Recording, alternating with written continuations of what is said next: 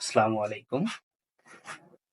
আমাদের একটি খারাপ প্রবণতা রয়েছে। সেটি কি? সেটি হচ্ছে আমরা কথায়, কথায় ওষুধ খেয়ে ফেলি। আমাদের একটু নাক গরম হলেই একটু সর্দি, কাশি, মাথা ব্যথা থেকে শুরু করে অন্যান্য সামান্য কিছুতেই আমরা ওষুধ খেয়ে ফেলতেছি।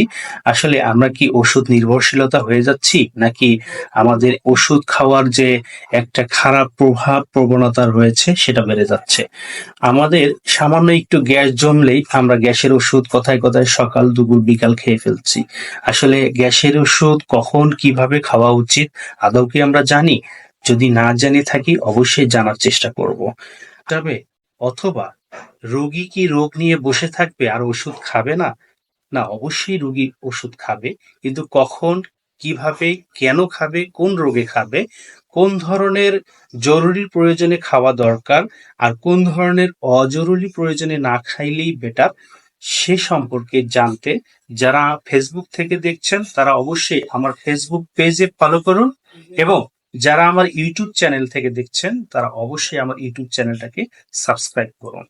সো আপনাকে ভিডিওটি জানতে হলে আমার ইউটিউব চ্যানেলে ভিজিট করতে হবে। ভিডিওটি অবশ্যই একটি লাইক, কমেন্ট, শেয়ার করে দিবেন। আসসালামু আলাইকুম।